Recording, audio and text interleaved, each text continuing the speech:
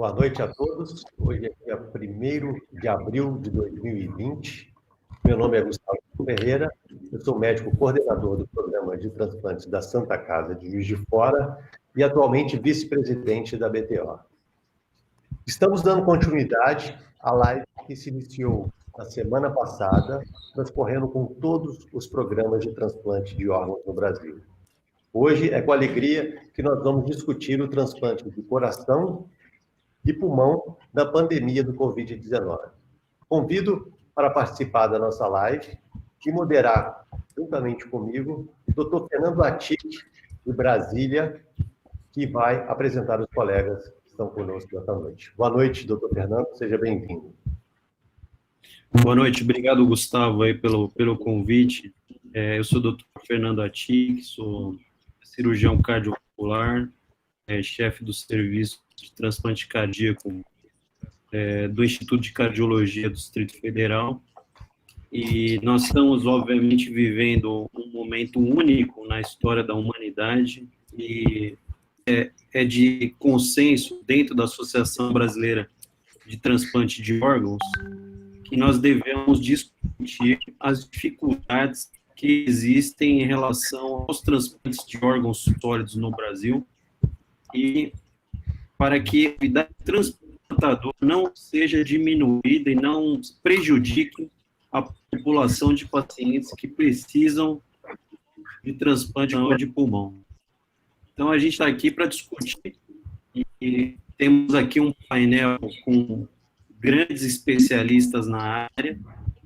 Queria apresentar o Dr. Antero, que é cirurgião torácico do Hospital de Messejana, lá no Ceará, o professor Noedir Stoff, professor emérito da Faculdade de Medicina da Universidade de São Paulo, por muito tempo chefe do Serviço de Transplante de Coração da mesma instituição, professor Paulo Pego Fernandes, professor titular de Cirurgia Torácica da Faculdade de Medicina da USP, que atua tanto lá no INCOR, em São Paulo, quanto no Hospital Albert Einstein, com transplante pulmonar, também trabalha com transplante cardíaco. Então, são pessoas que têm uma grande experiência e conhecimento no assunto. E primeiro eu gostaria de escutar o professor Noedir Stoff, para nos dar um panorama assim de como é que está acontecendo a atividade transplantadora de coração no estado de São Paulo, e conhecimento, como ele está vendo as coisas acontecer.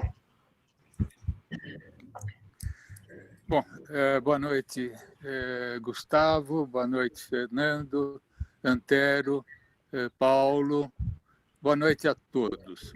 Agradeço o convite para participar desse painel e, na verdade, eu acho muito oportuno que a BTO e todos os colegas participem dessa discussão nesse momento tão sério, tão grave, com reflexos profundos na atividade de transplantes. A peculiaridade do transplante cardíaco, todos sabem, é que no Brasil nós fazemos 350, 370 transplantes, mas a mortalidade na fila de espera é de 25% a 30%. Na verdade, no país nós não temos disponibilidade, não temos financiamento para de alta tecnologia de assistência mecânica que possam manter os doentes por longo prazo ou mesmo como alternativa ao transplante. De maneira que, não estando disponível o transplante, nós temos, na verdade, um aumento da mortalidade, e os que não morrerem estarão engrossando a fila de espera dos novos doentes que forem colocados nessa fila de espera propriamente dita. Eu conversei com vários dos colegas, incluindo o Dr. Fernando Attic, transplantadores de coração, os que têm maior volume de transplantes, e todos têm realmente enfrentado esse problema com visões um pouco diferentes. Alguns dos colegas transplantadores muito ativos têm procurado reservar o transplante só para os doentes priorizados ou doentes que estão tendo muitas internações. De qualquer maneira, eu acho que deve haver uma discussão bastante ampla. A nossa BTO deve participar dessa discussão. A atividade transplantadora diminuiu muito nesses últimos 2 meses e doadores aqui no estado de São Paulo, segundo informações dos centros mais ativos, os doadores diminuíram drasticamente e, sem dúvida, eu vou dar uma opinião pessoal. Eu acho que não deve ser interrompida a atividade transplantadora. Os doentes são graves, os doentes estão em prioridade e eu acho que ela não deve ser interrompida e o que deve se fazer é realmente não só se cercar com implementos no termo de consentimento livre informado, como a BTO já divulgou amplamente, como a avaliação de cada um dos doadores deve levar em conta o ambiente, os doadores, a presença de pacientes contaminados nas proximidades ou na mesma área e mesmo uma investigação desse doador potencial em vista à contaminação pelo novo coronavírus. De maneira que eu acho que está aqui o Fernando Ati, que pode também comentar. E, como eu disse, todos os transplantadores estão bastante preocupados e com opiniões paralelas, mas não totalmente coincidentes em relação. Manter o programa normalmente, transplantar só doentes priorizados ou mesmo transplantar priorizados e doentes com internações frequentes. De qualquer maneira, eu acho que o assunto tem que ser bastante discutido. A presença da BTO nessa discussão ela é muito importante para dar apoio às condutas que os colegas transplantadores possam tomar. Agradeço a todos a atenção. Muito bom. O doutor Noedir deu um panorama geral sobre a visão dele, que eu acho que vai de encontro a muito do que a gente pensa. Eu vou passar agora a palavra para o professor Paulo Pego, para fazer as primeiras considerações, mas também já gostaria que o senhor abordasse a questão que foi levantada pelo doutor Noedir, de transplante priorizado. Será que essa seria a melhor estratégia? Pensem que o coronavírus ele deve permanecer aí na nossa sociedade pelo menos aí uns 3 a 4 meses até arrefecer completamente. A gente sabe que a história natural da doença cardíaca ou da doença pulmonar, mesmo num paciente ambulatorial, às vezes não permite que ele espere esse tempo todo, porque a taxa de mortalidade em fila é muito alta. Será que vale a pena usar esse critério, ou se aparecer um doador bom, a gente deva usar para o paciente que está em casa também, se ele não tiver nenhum indício, nem epidemiológico, nem de sintomas da doença? Como é que você vê essa questão? Bom, boa noite, Fernando. Boa noite, Gustavo, Antero, Noedir. Boa noite a todos, é um prazer estar aqui. Fernando, acho assim, nós estamos passando um momento realmente único e um momento muito grave, na minha opinião, sobre vários aspectos. A sensação que eu tenho é que vai ser um divisor de águas, na verdade, a nível mundial. Nós vamos ter um pré-coronavírus e um pós-coronavírus, como nós tivemos o pré-11 de setembro e um pós-11 de setembro. Eu acho que tem implicações inúmeras, que obviamente não foge do escopo aqui da pergunta, mas focando nisso, o que nós estamos usando e o que o American College of Surgery tem recomendado para outras cirurgias, é que só se opere casos realmente de emergência. Então, dentro disso, a situação especificamente em relação ao transplante, seja de coração, seja de pulmão, eu vejo como, a minha opinião, e é uma opinião que mais ou menos vem do International Society of Heart Lung Transplantation e vem do American College of Surgery e de outras sociedades, é que a gente só opere os doentes prioritários.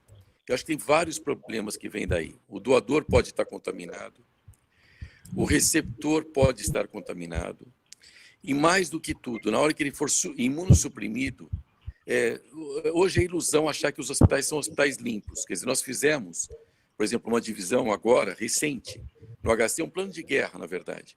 O Instituto Central tem atualmente tem 900 leitos, 700 leitos de enfermaria e 200 leitos de UTI. Ele foi esvaziado, 900 leitos foram esvaziados, foram realocados em outros institutos, inclusive no INCOR, e a partir daí se deixou o Instituto, neste momento, o Instituto Central como, entre aspas, o hospital sujo, o hospital de coronavírus. E no INCOR, no ICESP, em outros institutos, como os institutos, entre aspas, limpos. Mas é ilusão a gente achar que isso não vai afetar esses hospitais, entre aspas, limpos. Porque hoje todos os hospitais têm funcionários afastados por coronavírus, todos os hospitais têm médicos afastados por coronavírus, e certamente o imunossuprimido tem uma enorme probabilidade de pegar, se não pegou do doador, de ele pegar no ambiente hospitalar o coronavírus. Então, acho que o risco do transplante aumenta muito. Acho que, como em todo procedimento médico, deve-se pesar o custo-benefício para aquele paciente, o risco-benefício para aquele paciente. Então, se o paciente tem um altíssimo risco de morrer aguardando o doador, acho que é justificável fazer o transplante. Caso contrário, acho que é muito complexo fazer um transplante e depois, eventualmente, esse doente se contaminar por coronavírus e ter um óbito no pós-operatório. Acho que isso é um grande problema. Um problema localizado que nós temos hoje no transplante de pulmão é que a solução de preservação no Brasil praticamente acabou. Nós utilizamos toda a solução do INCOR, utilizamos toda a solução do Einstein, recebemos solução emprestada de outros serviços. Eu nem sei, Antero, se você foi um dos que nos emprestou, mas nós pegamos, acho que de você e do Rio Grande do Sul, alguém nos emprestou, mas assim, nós temos hoje solução para fazer um paciente. Nós já conversamos diretamente até com o Mandetta sobre essa questão, porque isso mudou a empresa que vende, tem uma questão de liberação da Anvisa. Mas com o foco do Ministério todo focado no coronavírus, mesmo ele tendo pessoas próximas a ele, na nossa fila de espera, ele não conseguiu desatar esse nó. Então, hoje nós temos o nó, especificamente do transplante de pulmão, do coronavírus e o nó do Perfadex. E eu acho que um grande problema que talvez vocês devem sentir mais diretamente agora na diretoria, mas que eu senti muito nos últimos 2 anos, é uma questão de reajuste do sistema. Eu acho que na medida em que o governo federal está pondo todo o dinheiro, muito dinheiro, para combater tanto o coronavírus a nível de sanitário, quanto ao nível de efeitos econômicos disso, eu prevejo, infelizmente, uma época difícil para o transplante. Durante o coronavírus e após o coronavírus, por essa questão toda de financiamento do sistema.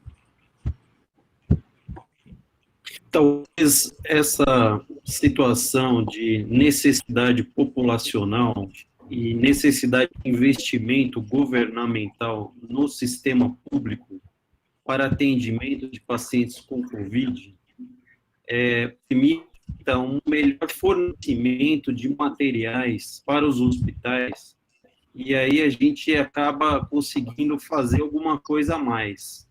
Acho que a gente tem que tirar esse tipo de solução ou de tudo que seja necessário para que os hospitais mantenham o atendimento. Eu acho que talvez seja uma oportunidade que a gente tem, porque o governo está tendo que injetar muito dinheiro na saúde e muito dinheiro na economia para manter as coisas abertas,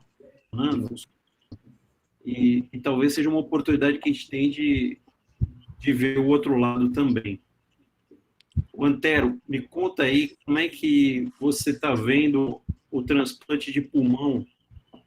O transplante de pulmão tem particularidade em relação ao Covid, e é a própria transmissão do vírus do doador para o receptor, que no caso do coração, a transmissão no ato do transplante ela é muito baixa, ou talvez inexistente, a não ser que haja comprometimento do miocárdio, mas a gente não vai usar um coração com disfunção cardíaca. Mas no pulmão pode haver assim, um comprometimento muito direto do vírus. Tanto na avaliação que vocês fazem rotineiramente a broncoscopia do doador, que acaba, às vezes, podendo levar a uma contaminação da equipe ou do ambiente. Conta para mim como você se organizaria para fazer uma avaliação de um doador e quais são os critérios que você utilizaria para aceite ou não aceite de um doador de transplante de pulmão. Bom, Fernando, inicialmente, meu boa noite a todos os colegas que estão presentes nesse encontro, o Gustavo, que está coordenando aí conosco esse encontro, o Paulo Pego, o doutor Noedir, e a todos os colegas que estão presentes também assistindo esse momento e que vão debater conosco essa situação. Na verdade, nós gostaríamos de pintar um cenário bem melhor do que o atual, porque, na verdade, o cenário atual ele ainda é muito nebuloso, nós não sabemos muito como será o dia do amanhã. O amanhã ainda é muito cheio de interrogações. No momento, a gente já está passando por uma situação muito delicada, né?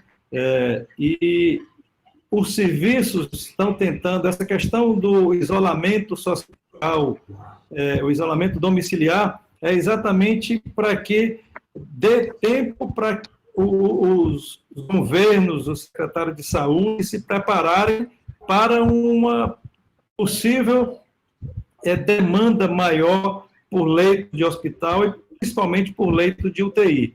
Então, eu acho que ainda é um cenário de muita interrogação, que nós não sabemos aonde estamos no meio dessa pandemia. Sabemos que é uma pandemia que é uma coisa inédita para a humanidade, né? O mundo todo está muito preocupado com isso, nós também estamos preocupados com essa realidade. Sabemos que o transplante, e principalmente o de pulmão, ele bate de cheio exatamente no órgão, que é o primeiro órgão a ser acometido pelo Covid-19, né? Então, a avaliação, ela tem que ser uma avaliação bem mais detalhada, porque, como nós sabemos, ainda sabemos pouco da doença, mas já sabemos que alguns doentes com Covid, mesmo sem sintomas respiratórios importantes, já podem apresentar infiltrado pulmonar, né?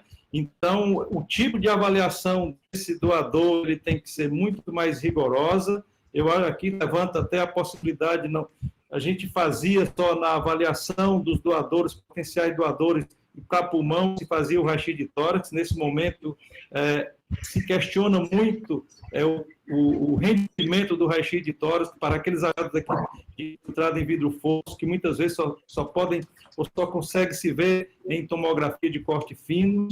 E, assim, eu tenho me preocupado com essa realidade, os hospitais estão se reestruturando, se realocando leitos, definindo os espaços para receber os pacientes Covid-19.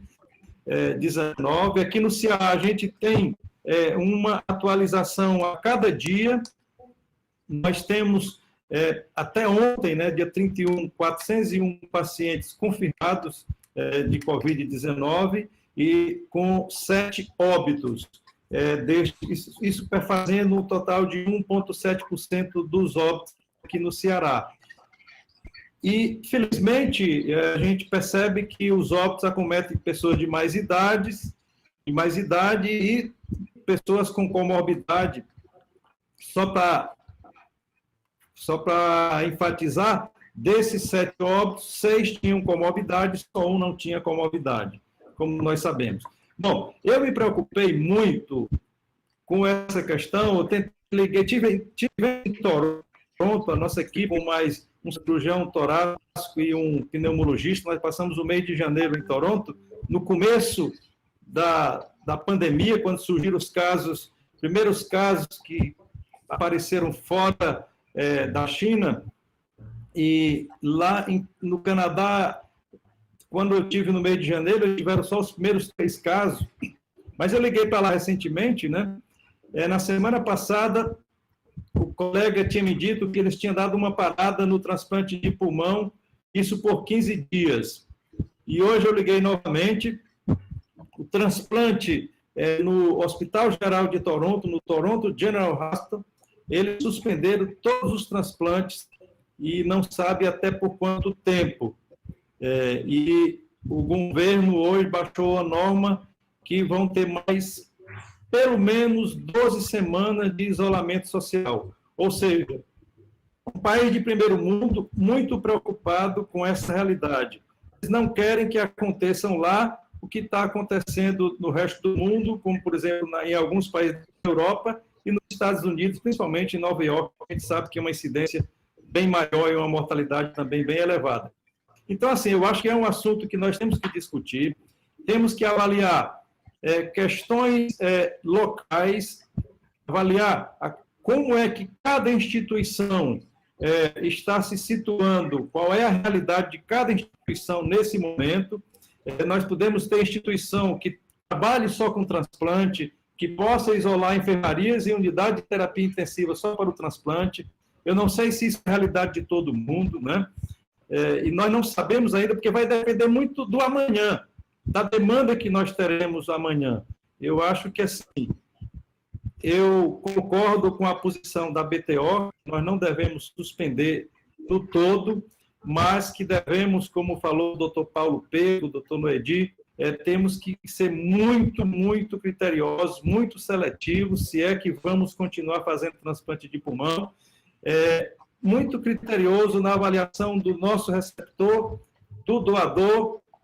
Se possível, eu conversei com a coordenadora da Central de Transplante aqui do Ceará, ela está conseguindo fazer o teste no potencial doador para afastar o coronavírus, o swab da narina e de orofaringe, são 3 swabs, e esse resultado ela está conseguindo aqui no LACEN sair em 24 horas, ou seja, se tiver positividade ou história clínica de contato, ou pelo menos o potencial doador tiver alguns sintomas que levam a uma suspeita, e esse potencial doador não será aceito, e agora, com a possibilidade de fazermos em caráter de urgência, um exame que possa sair em menos de 24 horas, então só se passaria a aceitar o potencial doador realmente que tivesse o exame negativo. E isso também, eu acho que deve ser válido também para o receptor. E no pulmão, nós ainda temos uma dificuldade para ser acrescentada, que geralmente, principalmente nos pacientes, que a maioria dos nossos receptores, doença pulmonar do tipo fibrose pulmonar idiopática ou não, eles já têm infiltrado pulmonar, então eles são doentes de mais difícil avaliação ainda. Então, assim, é uma série de situações que precisam ser bem repensadas e bem discutidas nesse momento. Bom, a gente já tem algumas manifestações aqui dos nossos ouvintes. Está aqui o presidente da BTO, o José Mendes Garcia, obrigado pela presença. E ele levanta uma questão aqui que eu acho que essa é para o Dr. Paulo Pego. O INCOR é um hospital que não receberá pacientes com Covid. Está em plenas condições de realizar transplantes? Essa é a pergunta. Como é que a mudança da alocação dos leitos dentro do hospital afetaria os programas de transplante dentro do complexo HC? Então, na verdade, veja, o que aconteceu nessa realocação de doentes é assim, várias clínicas que nunca estiveram dentro do INCOR estão. Então, nós temos que lembrar que tem que atender o doente que levou um tiro, tem atender o doente que foi atropelado, tem que atender o doente de trauma, de neurocirurgia, assim por diante. Então, hoje, o INCOR, que sempre foi, no início, durante muitos anos, um atendimento só cardiológico, e mais nos últimos anos, atendimento cardiológico e pneumológico, neste momento, atende várias outras clínicas, cirurgia geral, cirurgia de cabeça e pescoço, cirurgia vascular e muitas outras. Então, obviamente, o número de leitos disponível diminui muito, né?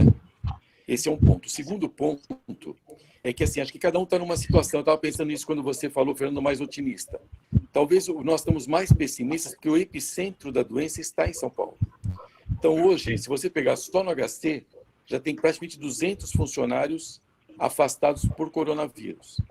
Nós temos vários médicos, inclusive da equipe de cirurgia de tórax, alguns, de pneumologia, outros, inclusive um dos colegas está internado em UTI, entubado. Então, assim, é uma situação de catástrofe completa, né? Então, dentro disso, eu acho que daqui a pouco não tem, se a coisa continuar do jeito que vai andando, não tem respirador para manter o doador. A coisa realmente, assim, eu tô realmente muito, muito preocupado, porque, veja, o cenário que está se preparando é um cenário de guerra. Quer dizer, se pegou o estádio do Pacaembu e se montou um hospital de campanha. Pegou o Embi e montou um outro hospital de campanha. E eu não tenho nenhum motivo neste momento para ser otimista que nós estamos melhor do que o sistema de saúde de Nova York. O sistema de saúde de Nova York, hoje tive contato com colegas de lá, está faltando respirador para os doentes.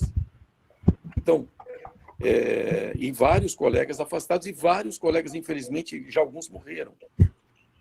Na Itália morreram mais de 20 médicos, né, atendendo. Então, eu acho que, assim, o que nós estamos vendo é que cada dia, pelo menos por enquanto, a curva de mortalidade está ascendente.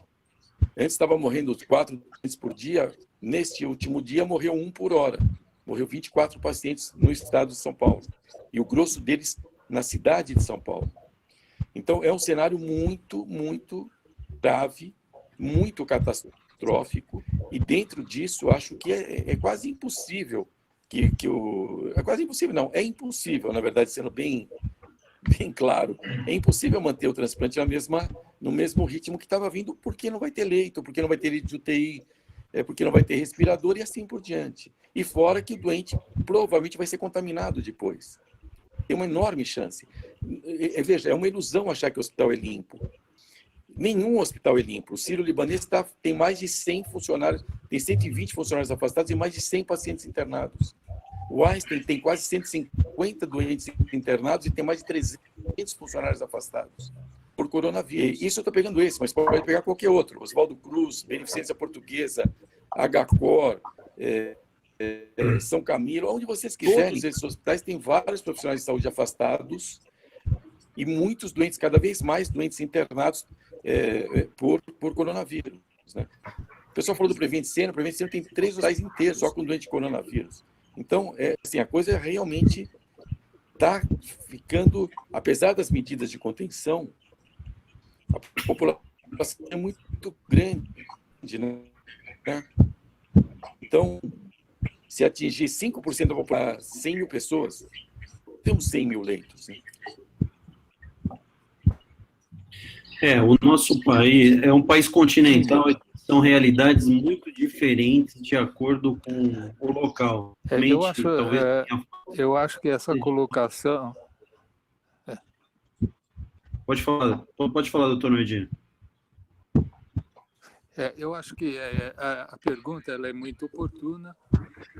Vocês vejam, o INCOR foi agora, essa semana, que foi decidido a unidade de coronavírus do Hospital das Clínicas, mas até antes, doente que chegava no INCOR com cardiopatia, continuava lá no INCOR e não ia para o HC. Só agora que supostamente irá, mas os médicos estão se infectando. Tem colega da equipe de transplante cardíaco que está com coronavírus. Então, é virtualmente possível a gente garantir que se possa isolar. O Paulo foi muito claro nesse sentido, né? Então, eu acho que realmente a situação é muito grave. Eu acho que valeria a pena também o Fernando Atico comentar, porque ele está na linha de frente lá no Distrito Federal, num hospital que supostamente é mais cardiológico. Então, acho que vale a pena o Fernando comentar, que está uma opinião bem fundamentada sobre qual estratégia se deve seguir. Eu acho que o nosso país é um país continental e cada lugar está vivendo uma realidade completamente.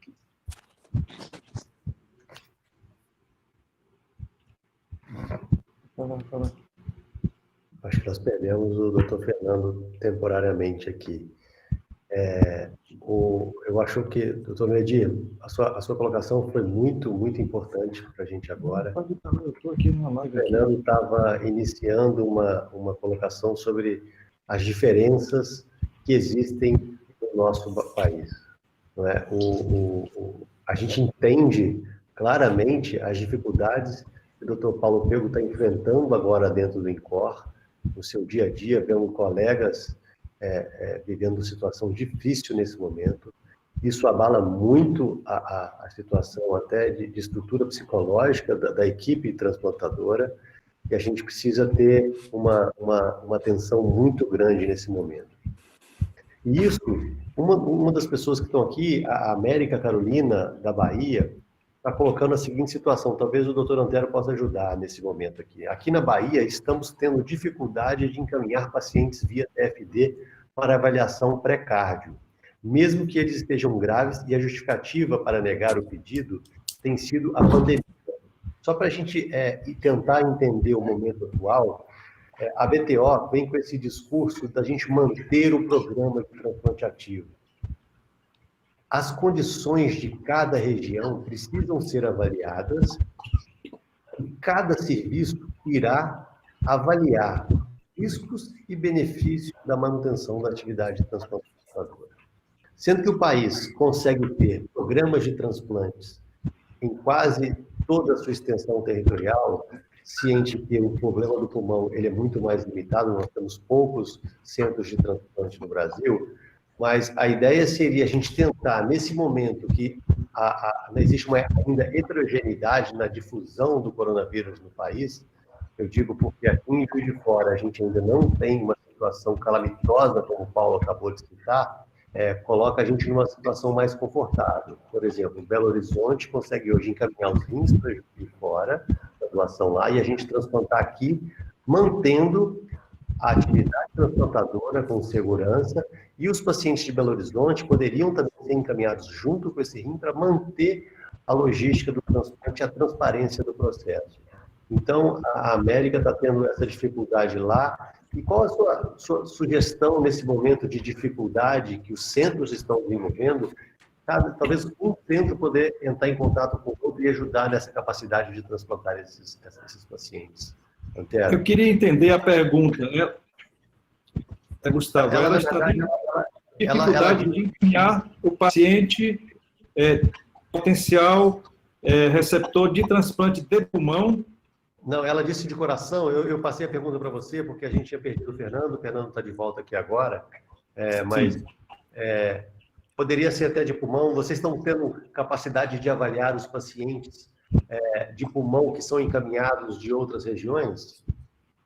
Nós estávamos avaliando todos os pacientes de outras regiões, mas no momento a situação está mais crítica, mais difícil, e nós estamos fazendo o atendimento, por enquanto, dos pacientes que já são transplantados. Esses doentes continuam sendo acompanhados, geralmente com teleorientação, e eles, se tem alguma intercorrência, que eles vêm ao ambulatório do transplante, mas o ambulatório para doentes, para receber doentes de fora, por enquanto, esse ambulatório presencial, ele está nesse primeiro mês, tá certo? Nós não estamos incluindo novos doentes em lista.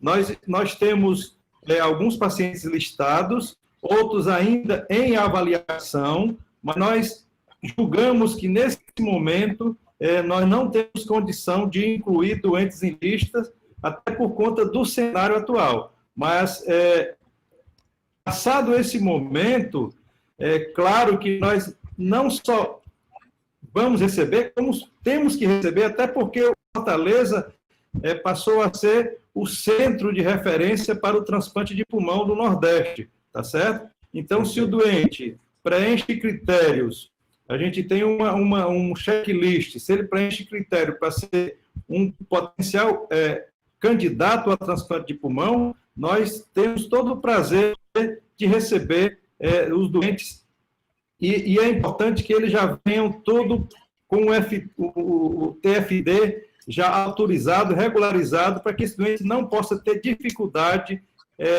da estadia dele em Fortaleza.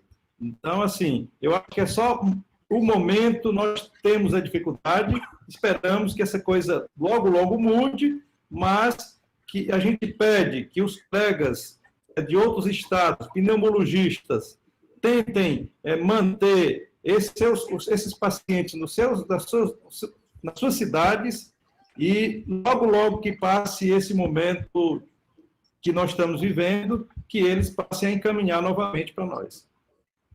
Perfeito. Doutor Antero, esse é um momento muito difícil que todos os centros de transplante estão vivendo realmente. A América vai ter que entender que todos os centros de transplante do Brasil, seja eles de pulmão, coração, fígado, rim, suspenderam temporariamente a sua avaliação pré-transplante. Acredito que no coração, quanto no pulmão, existe uma emergência muito maior. E talvez seria, Fernando, o que você acha de montar uma estratégia via VTO, onde algum centro que ainda tem a capacidade de transplantar, assumir neste momento, mesmo que seja temporário, o encaminhamento desses centros de transplantes no Brasil? Qual é a sua opinião, Fernando? Eu acho que é uma boa ideia. Se houver uma possibilidade de a gente fazer um intercâmbio de informação de quem está querendo mandar e quem pode receber, pode ser até pela BTO mesmo, isso seria, ou pelo Ministério da Saúde, ou pela BTO, seria ótimo.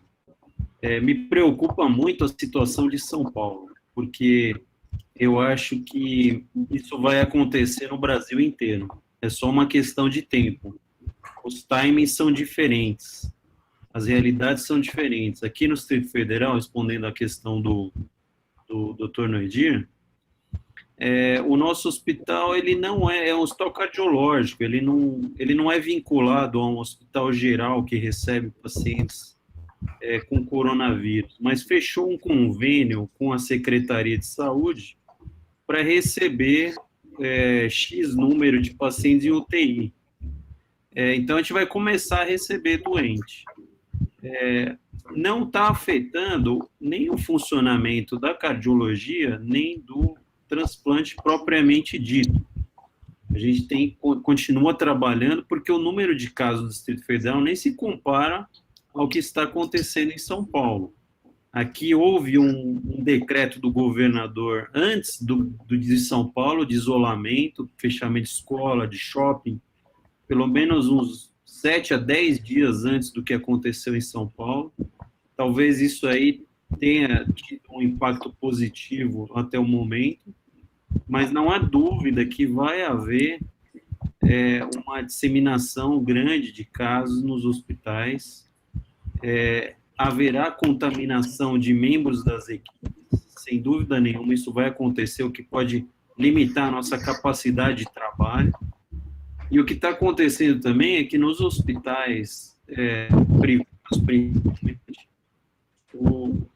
as chefias estão pedindo para os médicos ficarem de sobreaviso para ajudar caso a escala de UTI ou de pronto-socorro fique desguarnecida, porque os médicos vão ficando doentes e eles não têm como repor. Então, é bem provável que a gente acabe entrando na força de trabalho desses hospitais também. Fernando, nós já entramos aqui, viu? Aqui nós já entramos.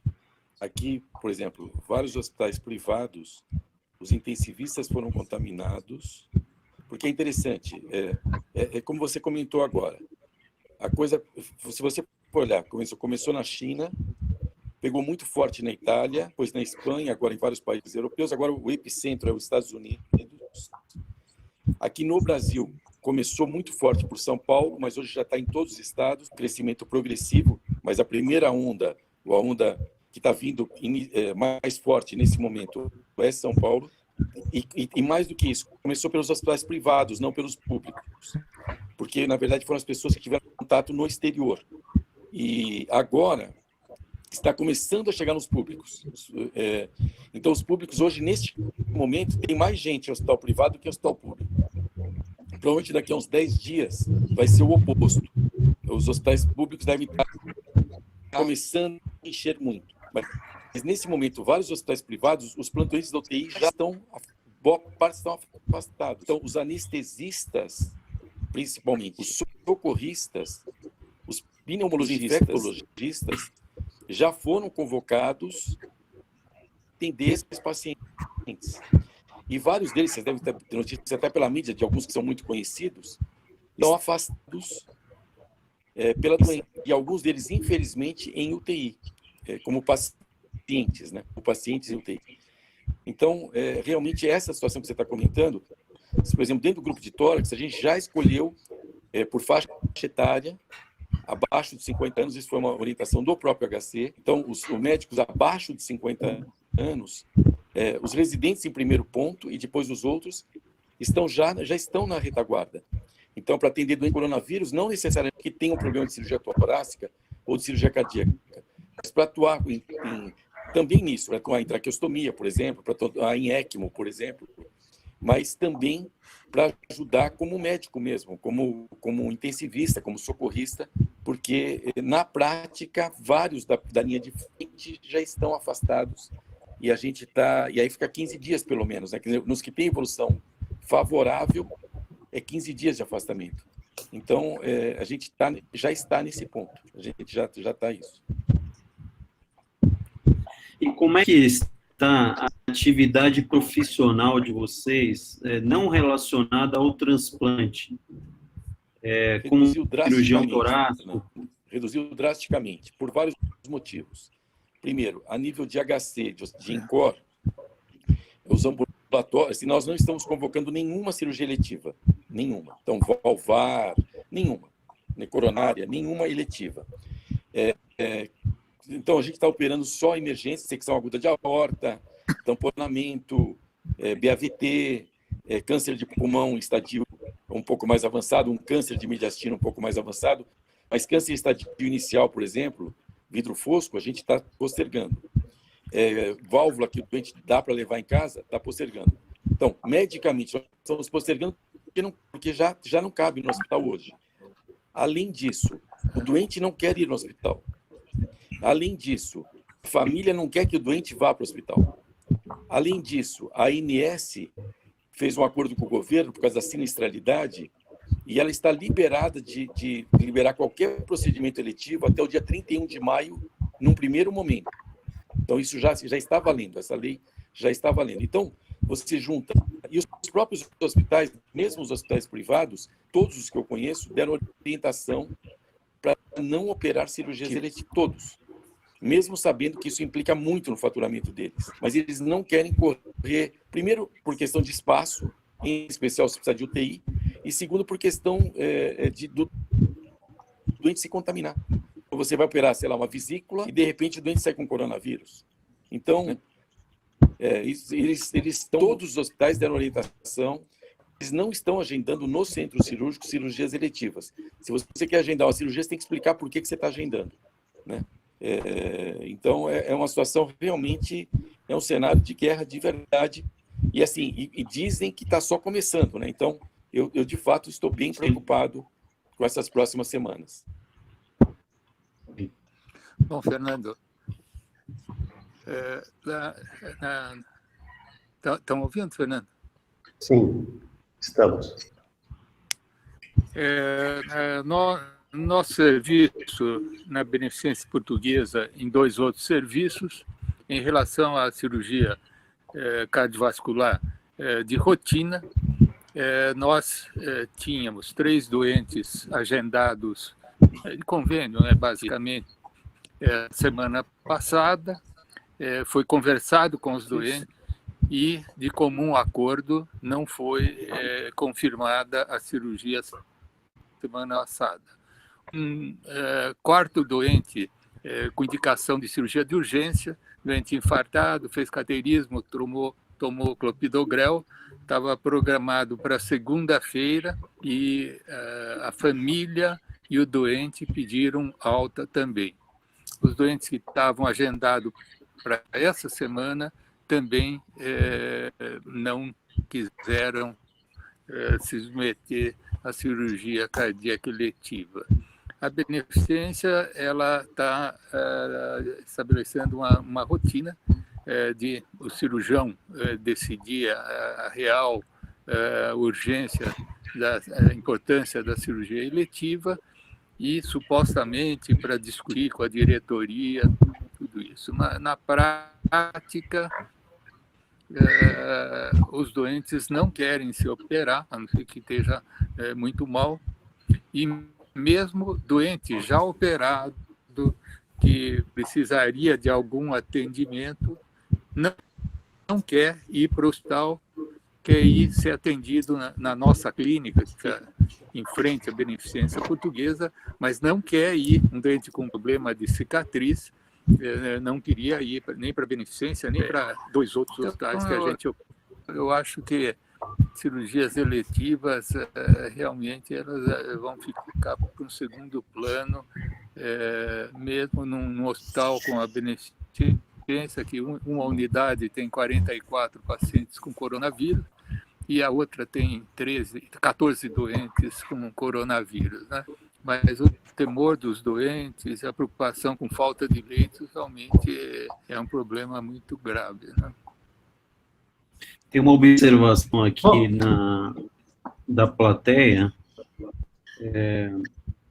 que o nosso hospital de Brasília irá receber pacientes com coronavírus. A Luísa, nossa anestesista. E ela está preocupada porque um hospital cardiológico receber pacientes que tem pacientes com comorbidades transplantados, vai receber pacientes com coronavírus. Eu acho que isso aí não tem jeito. Porque não vai ter hospital que não vai receber pacientes. O risco que a gente corre é não ter hospital para receber o doente, identificar como está acontecendo em Nova York, como aconteceu na Itália. Eu acho que é disso que a gente precisa correr. Mas não vai ter como escolher mais, não. Aí é só esperar, que é tempo dependente. Eu gostaria que o Gustavo comentasse um pouco, porque ele participou de todas as lives da BPO. Foi um guerreiro, um vencedor aqui. E eu queria que ele comentasse a visão dele de nefrologista e que viveu aí toda a realidade de doação, transplante renal, fígado, e também teve uma ótima com o Dr. Medina, sobre o panorama do transplante no Brasil. Como ele está vendo, o que ele escutou, que lição que ele aprendeu de tudo isso, todas essas lives aí. Fernando, Gustavo, sim, só para fechar a pergunta do Fernando em relação à realidade da cirurgia torácica, o que nós estamos fazendo, né?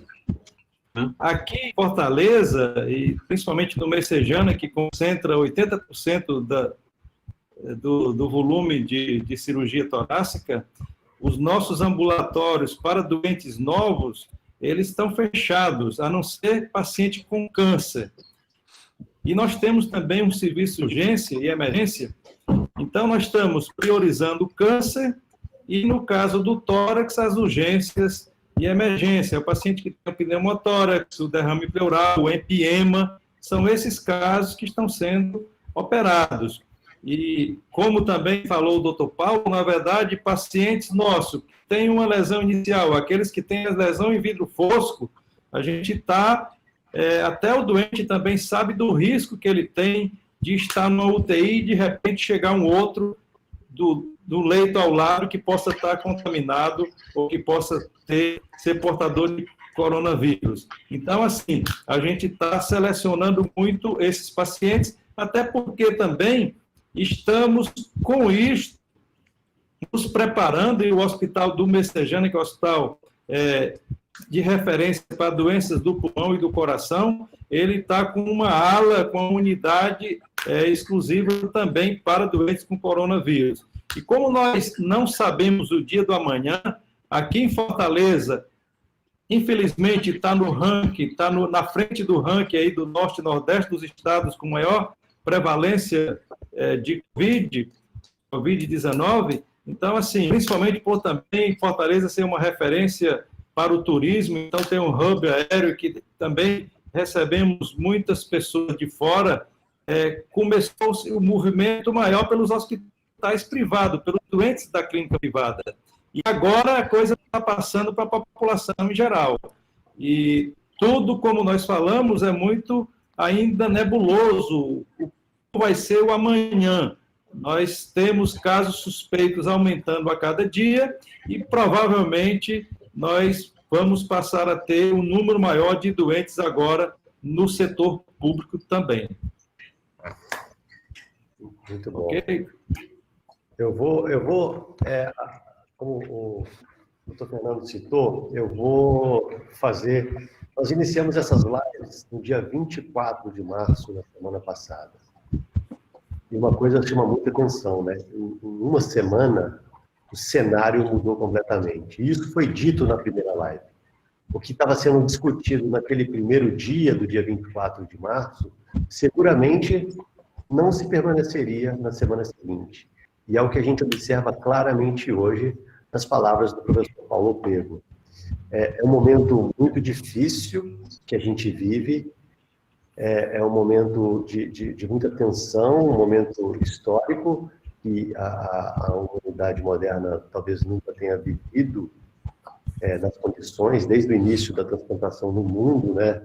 Quando se iniciou na década de 60 o transplante, a gente nunca viveu nada semelhante a isso. Então, o transplante vive seguramente o seu maior desafio na história desde a sua criação. O que eu vejo hoje, ainda neste momento, São Paulo já mostrando sinais de saturação do seu sistema de saúde, muitas regiões ainda com uma condição favorável, eu digo com relação a Minas Gerais, Belo Horizonte, eu não tenho informações recentes das últimas 48 horas, mas Juiz de Fora ainda numa condição bastante confortável com relação a isso. Mas eu poderia traçar uma correlação com o que está acontecendo nos Estados Unidos. Nos últimos 10 anos, a gente conseguiu perceber que o programa de transplantes no Brasil conseguiu se desenvolver de forma mais homogênea. Na década de 90 e na década do início dos anos 2000, somente os grandes centros no país tinham a sua capacidade de transplantação ativa, seja ele em qualquer um dos órgãos. Eu tenho certeza que tanto o coração quanto o pulmão ainda tem uma dificuldade de penetração na maioria das regiões do país. Mas a gente já conseguiu avançar bastante nos últimos 20 anos essa capacidade. E, neste sentido, função da BTO hoje é ajudar, do ponto de vista técnico, o Sistema Nacional de Transplante, que a Daniela esteja nos ouvindo, ou que venha ouvir essa live no futuro próximo, para que a gente possa ajudar nesse momento. O que acontece nos Estados Unidos? Se você pega o estado de Nebraska, hoje, eles têm apenas 200 pacientes infectados e 4 óbitos. É um estado super desenvolvido com capacidade de transplantação adequada. Então, eu acredito que lá o seu programa esteja funcionando. Toda vez que a gente exemplifica os Estados Unidos, hoje a gente fala de Nova York, que seria nosso São Paulo hoje em dia. Eu acredito que São Paulo estará como Nova York no futuro próximo. Mas tem regiões nos Estados Unidos que até o momento não saturaram o seu sistema de saúde. Eu acredito que, quando medidas que estão sendo tomadas de lockdown, a gente consiga suprimir nesse momento. E a atividade transplantadora, neste momento, precisa, de alguma forma, dentro das suas regiões, tentar sobreviver. E é isso que a gente deveria reunir os centros de transplante junto dos departamentos de cada órgão, não é? Junto ao departamento de coração, ao departamento de pulmão, ao departamento de fígado. O Dr. Huygens está aqui conosco participando da live, citou que ontem foram 2 transplantes de fígado aí no Ceará. Ou seja, ele mantém a sua atividade transplantadora em Fortaleza. Neste momento, a gente precisaria de reunir, junto da BTO, dentro dos departamentos, uma estratégia para poder não deixar os pacientes completamente desassistidos. A visão que eu tenho nesses últimos 7 dias, 8 dias, é que realmente a onda está chegando, né? Aquele tsunami que todos estavam aguardando, o Paulo Pego, você consegue olhar, perceber nos olhos do Paulo Pego a situação atual. Fui companheiro dele da diretoria passada, tive vários encontros com ele, e é a primeira vez que eu vejo o Dr. Paulo Pego se manifestando de forma tão reticente com relação ao transplante. O defensor, o ex-presidente da BTO, numa situação dessa, demonstrando a sua perplexidade para o momento ímpar que estamos vivendo.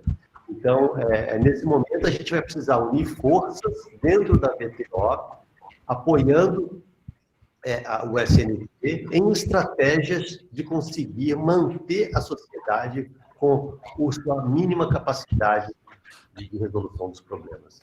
Então, é dessa forma que eu vejo, desde as primeiras lives, que a gente começou com o rim, depois com captação, que existe uma preocupação muito grande, tem pessoas da captação participando também da live, com a segurança desses pacientes. Isso foi muito discutido, Fernando, na live da captação, é que os profissionais que ficam na linha de frente, dentro das UTIs, procurando pacientes em morte cerebral, estariam expostos ao risco. Isso foi muito discutido. Cada região, doutor Joel, doutora Arlene, Omar aqui de Minas Gerais, todos eles manifestaram essa preocupação, cada região tomando cuidado para proteger os seus profissionais na área da captação.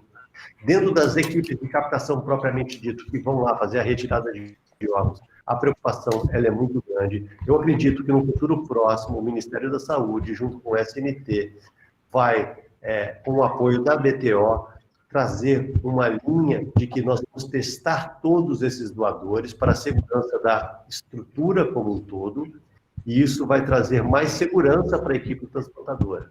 O doutor Paulo citou agora que ele já teve baixa na sua equipe transplantadora com profissionais doentes.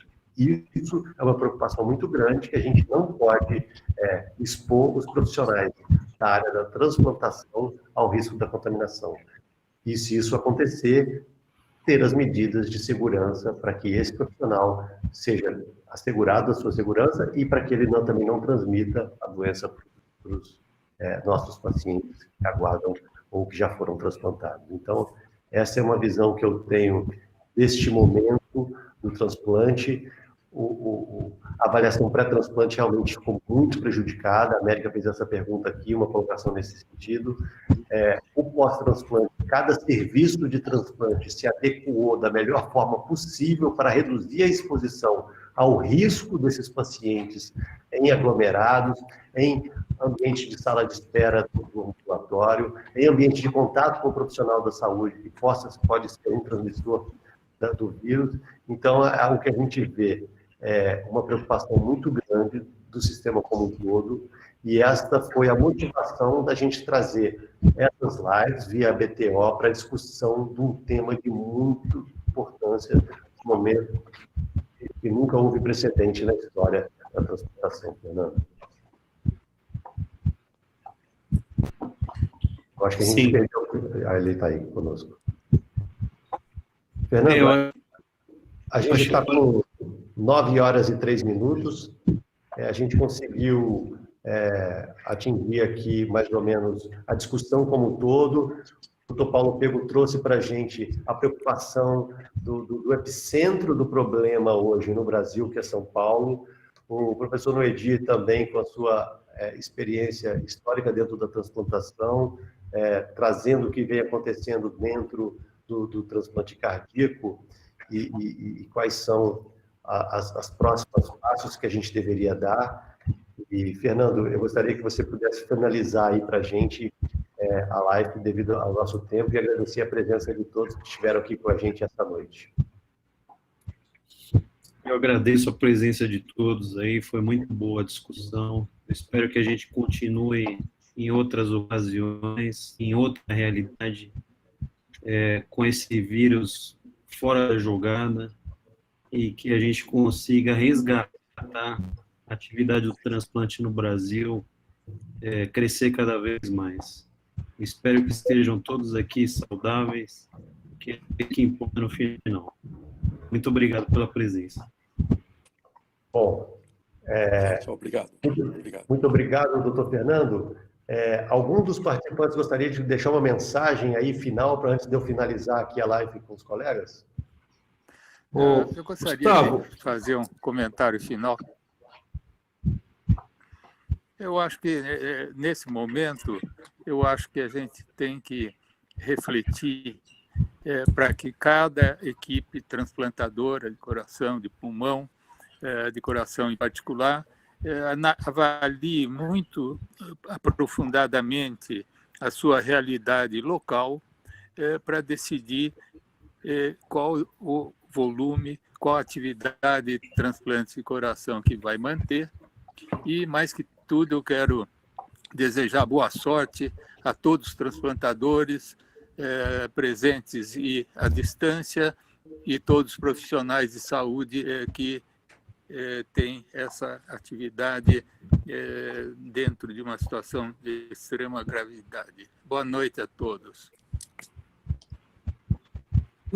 Bom, eu queria dar uma boa noite também, Gustavo, e dizer que nós esperamos que no final dessa guerra, né, nós possamos sair com uma estrutura, quem sabe, pelo investimento que está sendo feito na área da saúde, e quem sabe que nós não possamos ter uma estrutura melhor e que nós possamos, depois desse momento mais crítico, poder retomar com uma celeridade maior e podemos atender um número maior de pacientes, principalmente no que diz respeito ao transplante de pulmão.